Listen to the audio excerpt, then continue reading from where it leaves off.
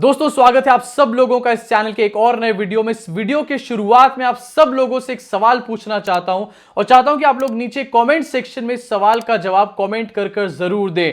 सवाल का जवाब देने के लिए 2 सेकंड दूंगा आप लोगों को। सवाल मेरा यहां पर सिंपल सा ये है कि आखिरकार जब भी हमारे देश में किसी प्रदेश में कुछ चुनाव आने वाला होता है उससे ठीक पहले किसी और प्रदेश से हिंसा की खबरें आखिरकार क्यों आने लग जाती हैं। आप और मैं अच्छे तरीके से इस बात को जानते हैं कि ऐसी हिंसाओं का असली बेनिफिट कौन सी पॉलिटिकल पार्टी को मिलता है। लेकिन एक बार फिर से मेरे सवाल को ध्यान से सुनिए और इसका जवाब देने का काम करिएगा। सवाल यह है कि आखिरकार जब भी किसी प्रदेश के चुनाव आने वाले होते हैं तो वहां से हिंसा की खबर नहीं आती बल्कि किसी और प्रदेश से हिंसा की खबरें आने लग जाती हैं। आखिरकार ऐसा क्यों होता है? 2 सेकंड आपके पास नीचे कमेंट सेक्शन में कमेंट करके इसका जवाब देने के लिए।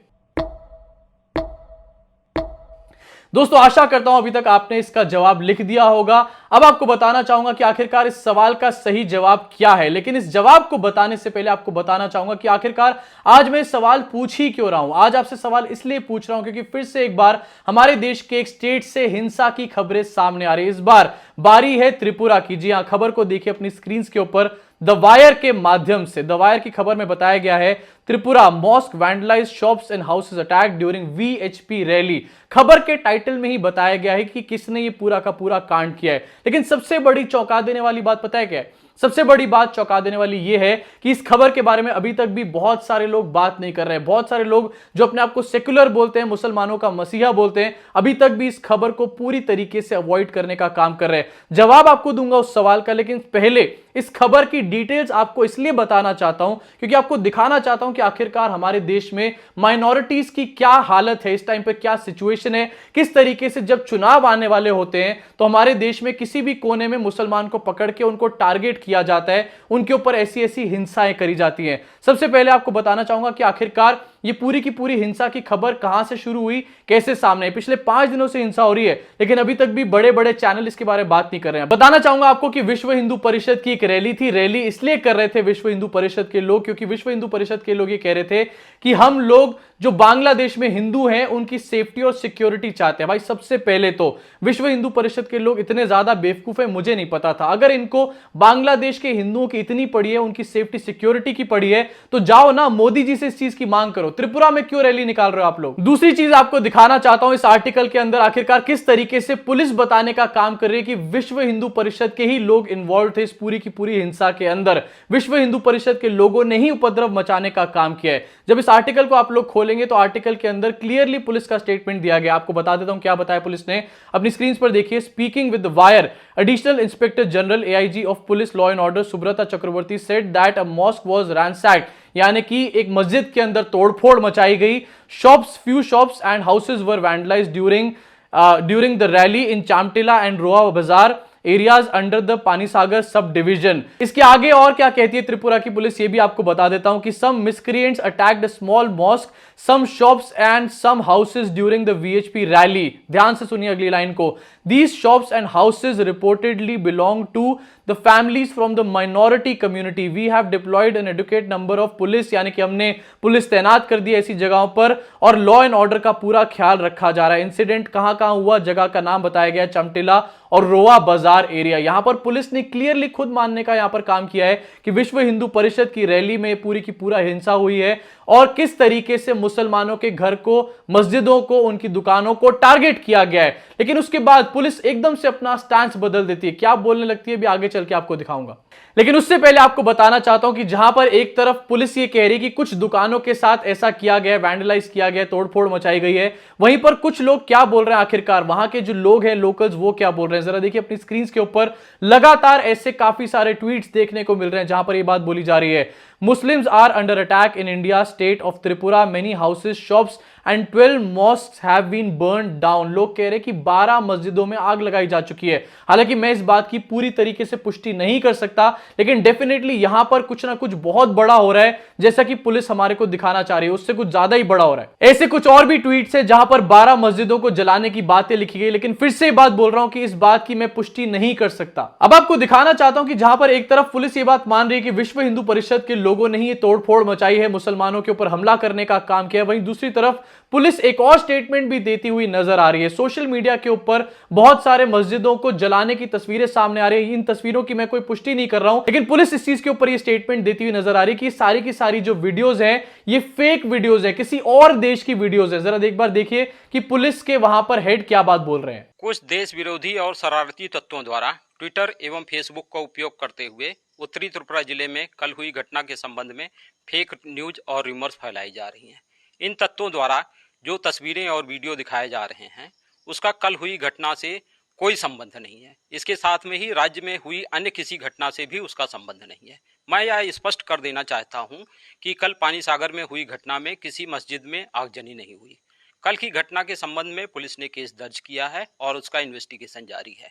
सोशल मीडिया में ये जो इस तरीके की जो फेक न्यूज चल रही है उसके संबंध में भी पुलिस केस दर्ज किया गया है और उचित विधि कार्रवाई की जाएगी। मैं त्रिपुरा पुलिस की तरफ से सभी राज्यवासियों तथा देशवासियों को अपील करता हूं कि वह अफवाहों पर ध्यान न दें, पुलिस को सहयोग करें और कोई भी असामान्य स्थिति होने पर निकटवर्ती थाने में संबंध स्थापित करें। जय हिंद। तो सुना आपने आखिरकार किस तरीके से वहां के जो सीनियर पुलिस ऑफिशियल्स हैं वो इस बात को डिनाई कर रहे हैं। ये कह रहे हैं कि कुछ देश विरोधी लोग ऐसे हैं जो इस तरीके की फोटोज और वीडियो सर्कुलेट करने का काम कर रहे हैं। देखो दोस्तों, एक दो लोग तो ऐसा काम कर सकते हैं, लेकिन जब हजारों की तादाद में एक साथ एक ही तरीके की फोटोज और वीडियो शेयर करी जाए तो डेफिनेटली यहां पर कोई ना कोई बड़ा मैटर जरूर होगा। साथ ही पुलिस वाले भाई साहब ये भी कह रहे हैं कि किसी भी मस्जिद को आग नहीं लगाई गई, सिर्फ मस्जिदों को वैंडलाइज किया गया। भाई साहब, आखिरकार क्या आप मस्जिदों को आग लगाने की वेट कर रहे हो क्या? यहां पर क्या कर रही है आपकी पुलिस इस टाइम पर? इसी के अलावा आपको एक और वीडियो दिखाना चाहता हूं जो कि त्रिपुरा पुलिस की ही एक अधिकारी का है, जो कि खुद स्वयं इस बात को मानने का काम कर रही है कि वहां की सिचुएशन किस तरीके से बिगड़ चुकी है,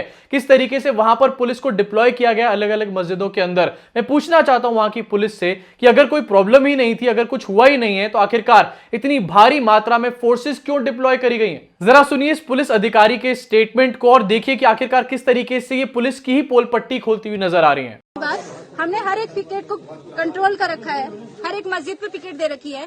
आप लोगों को किसी को भी कोई प्रॉब्लम हो फोन करो, हम आपकी सेवा में ही हैं और हम घूम रहे हैं, आप लोगों के लिए घूम रहे हैं। अच्छा। लेकिन ऐसे इकट्ठे होकर, पैनिक होकर आप लोग जो इकट्ठे हो रहे हो, ऐसे प्रॉब्लम ज्यादा बढ़ रही है पूरे एरिया में। आप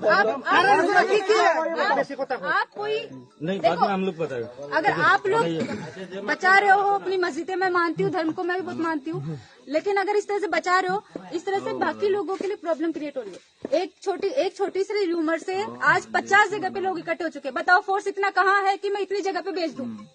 ये तो आप लोगों की गलती है। अरे मेरी गलती है, मैं कराती हूँ भर्ती। कहाँ कौन बोल रहा है? कौन बोल रहा है? किस चीज की परमिशन? आप लोग इधर ये RSS का रोज क्यों देते हैं धर्मनगर में? कितना एक दिन आप पानी सागर की बात कर रहे हो? पानी सागर में वहाँ पे फोर्स लगी हुई है, जो किसने जो किया है इन्वेस्टिगेशन हो रही है, उनको अपना मिलेगा। उसकी वजह से आप लोग चुराईबारी को, फुलबारी को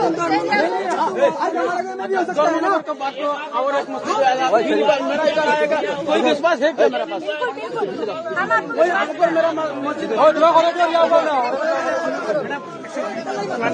एक मस्जिद नहीं, कितना मस्जिद बन गया 15 दिन से? बोलिए आप। धर्मनगर में कहाँ चल गया? धर्मनगर में उस दिन घर पे हम लोग आज बन गया, आज क्या हो गया? 4-5 उन लोगों को बैठने का टाइम नहीं है। थोड़ा सा तो पुलिस के बारे में सोचो, कहाँ से इतनी फोर्स लेकर आऊँ? याकूब नगर, बागबासा, यहाँ वहाँ हर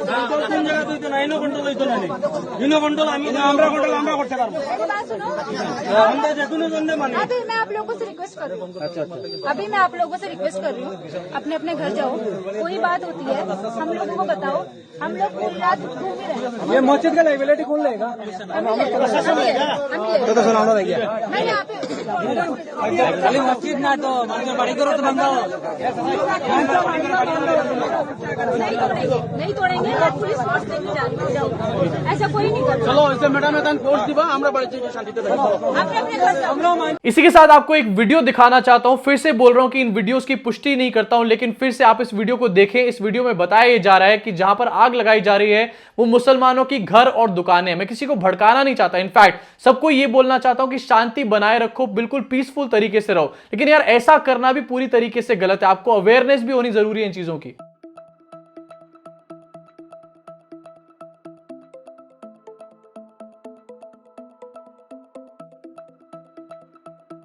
अब मैं आपको बताना चाहता हूं कि आखिरकार ये सब चीजें हो किस लिए रही हैं। ये सब चीजें इसलिए हो रही हैं क्योंकि दूसरी तरफ उत्तर प्रदेश में चुनाव आने वाला है और रीजन सबसे बड़ा ये इन सब चीजों के पीछे आपको दिखाना चाहूंगा आपकी स्क्रीन के ऊपर। जरा इस खबर को देखिए, Uttar Pradesh tops in crimes against women says NCRB report. इसके अलावा नीति आयोग ने भी हेल्थ इंडेक्स पे बताया कि उत्तर प्रदेश सबसे निचले पायदान पे खड़ा होता है। अब जहां पर एक तरफ उत्तर प्रदेश में चुनाव आने वाले हैं, वहीं दूसरी तरफ यह बात भी सच है कि भारतीय जनता पार्टी के पास कोई भी ऐसी ठोस चीज नहीं है जिसके ऊपर वो जनता के बीच में जाकर वोट मांगने का काम कर सके। ऐसे में सिर्फ हिंदू मुस्लिम ही एक ऐसा इशू है जिसके ऊपर वो वोट मांगेंगे। अब मैं आना चाहता हूं अपने सवाल के ऊपर और उसके सही जवाब के ऊपर। जब उत्तर प्रदेश के अंदर चुनाव होने वाला है तो आप लोग ये सोचेंगे कि आखिरकार हिंसा जो है वो त्रिपुरा में क्यों हो रही है इस टाइम पर। इसका जवाब सिंपल सा यही है कि यह है भारतीय जनता पार्टी का न्यू इंडिया का न्यू हिंसा वाला मॉडल। जहां पर चुनाव होता है वहां पर हिंसा मत करवाओ, क्योंकि अगर वहां पर हिंसा होगी तो वहां की सरकारों से बड़े बड़े सवाल करे जाएंगे। सरकार जो है कटघरे में खड़ी हो जाएगी पूरी तरीके से। ऐसे में किसी और ऐसे स्टेट में हिंसा कराओ जहां पर तुम्हारी अपनी सरकार हो